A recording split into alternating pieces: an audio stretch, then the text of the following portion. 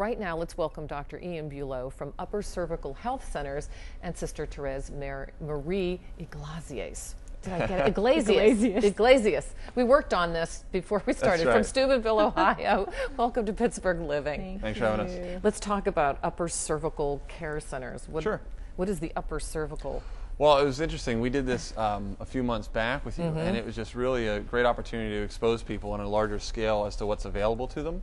And upper cervical care is a very unique form of chiropractic care, actually. It's night and day different than what most people think about when they think about chiropractic. Most people have this idea of chiropractic, you know, doctors that go in and kind of manipulate the spine and get your back cracked and all that. And it's really nothing like that. Upper cervical care actually focuses in the alignment of the head and the neck, because that's the area where your brain actually stems out of the base of the skull. Yes. And so it's a very precarious area. If you actually, I have a model. Okay. If you actually look at the anatomy, there's a lot of motion in your neck. And so it's the one area of your spine that is easiest to misalign in the first place. Why is that? Well, if you look at it, you don't have the same, they're called locking mechanisms, you don't have the same discs that you have. As you do on the lower. Yeah. And there's not all the ribs and extra joints and great big muscles. It's an area that just has a lot of motion, which is a wonderful thing. I mean, we can take falls and car accidents, and a lot of times we'll survive it. If our neck was very rigid, we'd be in serious trouble. But it comes with a cost. It opens us up for the potential for residual misalignment. And the reason we choose to focus up here so adamantly and with such detail is because that's where the spinal cord exits. So a lot of neurological conditions and chronic health issues start with pressure right here, which limits how well the brain communicates with the rest of the body. So in upper cervical, we put all of our attention to get this area right. As we like to say, healing starts at the top. You know, we tend to carry all our tension up there too. I mean, when we're tense, the first thing that we do is we have to loosen this area. Yeah. And most people get around and recognize, well, we just have this small amount of neck tension, and I just carry my stress right here. You probably hear that a lot. Yeah. But in our world, that's a big deal, because our spinal cord is running through those muscles and through those bones. So that's something we definitely want to take a good look at. And all the information from your brain is going down through that just through a very small little opening. That's amazing. So we have Sister Therese here to talk about the condition that brought her to Upper Cervical Care Centers. What was happening with you? For since July 16th, 2010, I was having pretty severe vertigo attacks that would include tinnitus, episodic hearing loss, and ear fullness. And the most debilitating part of it was the vertigo. And the whole year 2010, I was probably getting maybe at least 2 a week. And starting last October, they started coming on every day. And then in January, I was getting 2 to 3 attacks a day, lasting 2 to 4 hours. And explain vertigo. Vertigo is dizziness, extreme dizziness that can be so debilitating you cannot move, causing major nausea. Yeah, you just vomiting, are spinning. Yes, constant spinning. Pretty much, I was pretty much bedridden with this.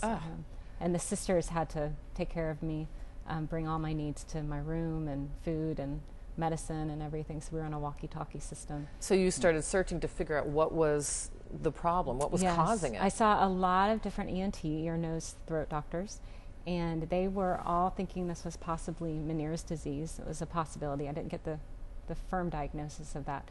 But they were all basically told me by mid-February I was a mystery.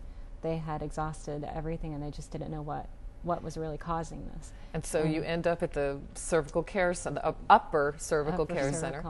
And what was the treatment? Well, when I got there, they were just so confident that they were going to help me, and I had not experienced that before, and I thought they were crazy. I mean, I really did. You're thinking, well, you've been a long line of doctors. Yeah, you have no idea. I'm like, you have no idea what I've been suffering, and for how long. And I had x-rays, and Dr. Bulow told me that the top 2 bones of my neck were misaligned, and that he was going to help this vertigo. And I, again, did not want to have my hopes dashed again.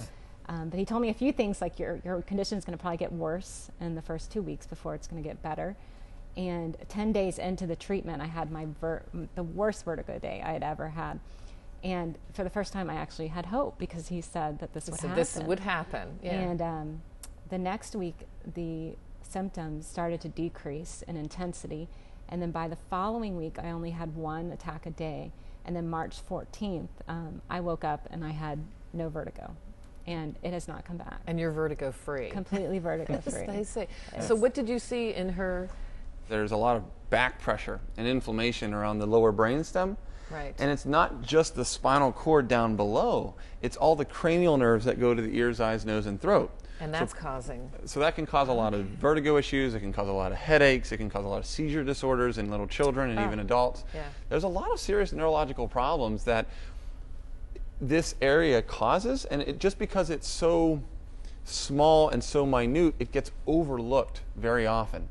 And so what we do is we always have this open invitation to the community to come in and just get checked, just get an infrared scan to see if there's any inflammation in this part of the body, to see if it's something that could help with their condition. Because I don't want to promote the message that it's a cure-all. It's not. But if there is pressure here, limiting how well this amazing body of ours is functioning, and we can remove that pressure, then the sky's the limit. It really, really is. So you offer a free consultation and exam. We do, and we encourage let's talk it. about that. People have absolutely nothing to lose. They can just come up and go through a complete consultation and exam. We sit down with them, get to know where they're coming from, because a lot of times there's a prior history of physical trauma, things of that nature.